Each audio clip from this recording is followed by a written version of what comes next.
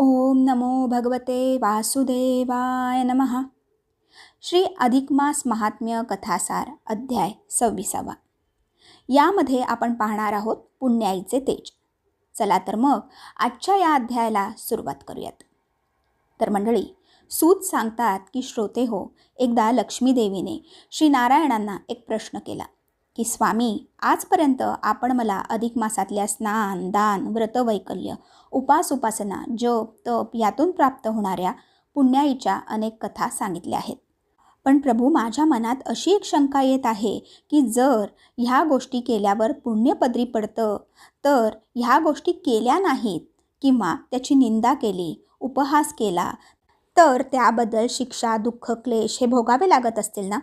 तेव्हा एकदम हसत प्रभू म्हणाले, आलं माझ्या लक्षात देवी. आता या अध्यायात मी तुला जी कथा सांगणार आहे त्या कथेतून तुला तुझ्या प्रश्नाचे उत्तर नक्कीच मिळेल. असे म्हणून त्या कथा श्रवणाचे कुतूहल लक्ष्मी देवीच्या मनात जागवीत नारायण तिला सांगू लागले.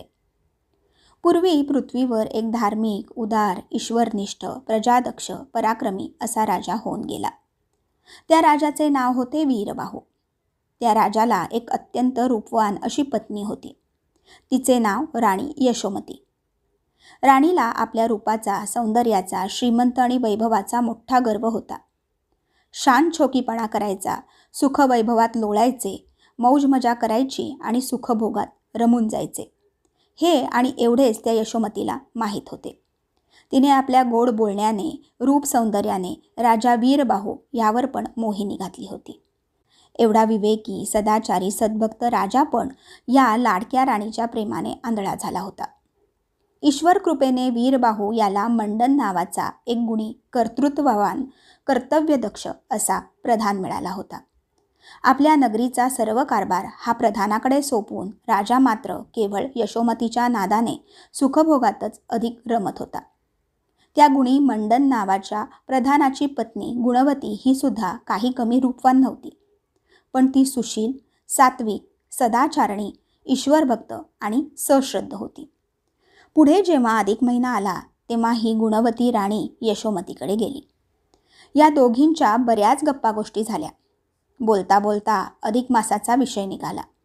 तेव्हा गुणवती ही यशोमती राणीला म्हणाली, राणी सरकार, आता लवकरच अधिक मास येतो आहे. या पुण्यकारक, शीघ्र फलदायी मासात आपण दोघी मिळून काही पुण्यकर्म करूया. स्नान, दान, व्रत वैकल्ये केल्याने या अधिक मासाची देवता भगवान पुरुषोत्तम हे आपल्यावर प्रसन्न होतील आणि आपल्या जन्माचे खऱ्या अर्थाने सार्थक होईल. गुणवतीचा तो सल्ला मात्र राणी यशोमतीला पटला नाही. उलट ती गुणवतीला म्हणाली, अगं गुणवती, आपल्याला काय कमी आहे म्हणून आपण ती व्रते, दाने, स्नाने इत्यादी करायचे? आपल्याला सुंदर रूप, सौंदर्य आहे, धनसंपत्ती आहे, राजवैभव आहे. मग आपल्याला त्या अधिकातल्या पुण्याईची गरज ती काय आहे? संपत्ती आहे, संतती आहे, प्रेमळपती आहे, सारी सुखे हात जोडून आपल्यापुढे उभी आहेत. मग ते संपत्ती दान करायचे, उपासतापास करायचे, देह कष्टवायचे का आणि कशासाठी? यशोमती राणीने तो अधिक मासाचा केलेला उपहास, त्या व्रतवैकल्य, उपास आणि उपासनेला ठेवलेली नावे या सर्वांचा गुणवतीला मनोमन खूप राग आला. तिचे ते गर्विष्ठ मस्तवाल शब्द ऐकून प्रधान पत्नी फार अस्वस्थ झाली. आता काहीतरी उलटसुलट बोलण्याच्या नादात आपल्या हातून उगाच एखादा शब्द वाकडा तिकडा जायचा, तेव्हा असे घडू नये म्हणून मनात आलेल्या सात्विक रागावर संयम ठेवत, विवेक जागवीत गुणवती ही काही न बोलता सरळ तिथून निघून गेली.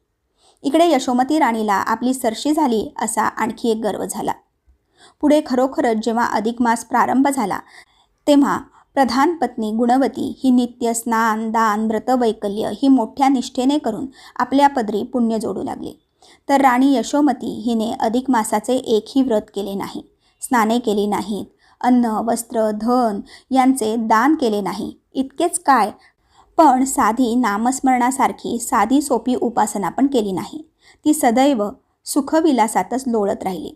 उलट ज्या स्त्रिया अशी पुण्यकर्मे करीत राणी त्यांची अवहेलना, चेष्टा, कुचेष्टा करू लागली आणि अखेर व्हायचे तेच झाले. तिकडे अधिक मासातील सर्व व्रतवैकल्ये केली, दाने दिली, स्नाने केली, आरोग्याचे सर्व नियम हे सहश्रद्धेने पाळले म्हणून गुणवतीला सात्विक तेजाची प्राप्ती झाली. तिची अंगकांती उजळली आणि तिच्या मुखकमलावर तेज झळाळू लागले. तर या सर्वांविरुद्ध वागणारी, त्या पुरुषोत्तम मासाची अवहेलना करणारी, पुण्यकर्मांना नावे ठेवणारी, त्यांचा अनादर, कुचेष्टा, निंदा करणारी यशोमती राणी मात्र अनारोग्याला बळी पडली. तिची प्रकृती बिघडली. एका भयानक तापाने तिच्या अंगाचा दाह होऊ लागला. घशाला कोरड पडली, जीभ पांढरी पडली, डोळ्यातले तेज नाहीसे झाले, चेहरा पार काळवंडून गेला आणि राणी अंथरुणाला खिळून पडली. अंगातल्या तापामुळे तिला वारंवार मूर्छा येऊ लागली. ज्यावेळी हे राणीच्या आजारपणाचे वृत्त प्रधान पत्नीला समजले, तेव्हा खरे तर माणुसकी, धर्म, आपलेपणा या सर्वांसाठी ती महाराणी यशोमतीला पाहायला, तिची प्रेमाने विचारपूस चौकशी करायला राणीकडे आली. गुणवती जेव्हा राणीकडे आली तेव्हा गुणवतीच्या चेहऱ्यावरचे सात्विक तेज, तिची प्रसन्न मुद्रा, काजळ घातल्यासारखे सुंदर डोळे, आरक्त ओठ, चेहऱ्यावरचे स्मित हास्य हे सारे पाहिले आणि राणी यशोमती हिला असे वाटले की ही प्रधान पत्नी गुणवती आपल्याला मुद्दाम खिजवण्यासाठी आली आहे. त्या रागाच्या भरात तिने गुणवतीला नको नको ते बोलून तिच्या व्रतवैकल्याची, उपासनेची, जप तप ध्यानाची निंदा करीत तिला आपल्या महालातून घालून दिले. राणीचा मान राखत आणि आपल्या सेवक पत्नीच्या मर्यादा राखून गुणवती गुपचूप तिथून निघून गेली.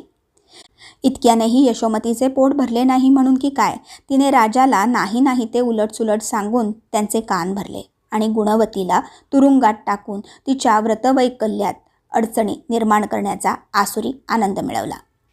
पण तुरुंगात असतानाही गुणवतीने मात्र आपल्या पुण्यकर्मात कोणताच बदल केला नाही. तिने ध्यान, नामस्मरण, चिंतन, भजन हे उपासना मार्ग चालूच ठेवले. त्यामुळे उलट त्यांच्या निष्ठा, भक्ती यात भरच पडली. भक्तीची शक्ती वाढत गेली आणि त्यामुळे तिच्या सात्विक तेजात भरच पडू लागली. पुरुषोत्तमाच्या कृपेने गुणवती त्याही परिस्थितीत सुखसमाधानाने राहू लागली. तर इकडे राजा वीरबाहू याला अनेक दृष्टांत घडू लागले. एकदा तर राजा वीरबाहू याने समक्ष जाऊन त्या दृढ उपासनेची खात्री करून घेतली. त्यावेळी गुणवतीच्या मुखमंडलावरील त्या सात्विक तेजाने राजाचे डोळे दिपले.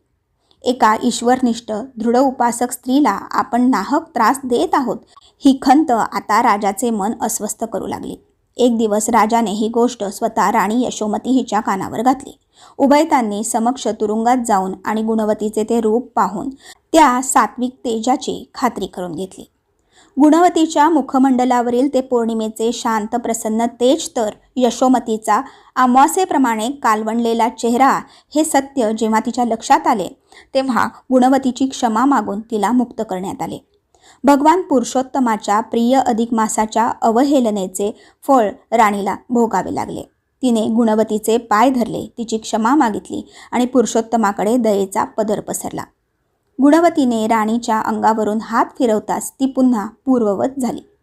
राणीला पुण्याईच्या तेजाचे गुणातीत दर्शन झाले आणि इथेच आपला 26वा अध्याय समाप्त झाला. पुढील सर्व अध्याय श्रवण करण्यासाठी आपल्या या लिसन विथ पूनम या चॅनलला सबस्क्राईब करून ठेवा. धन्यवाद. ओम नमो भगवते वासुदेवाय नमः.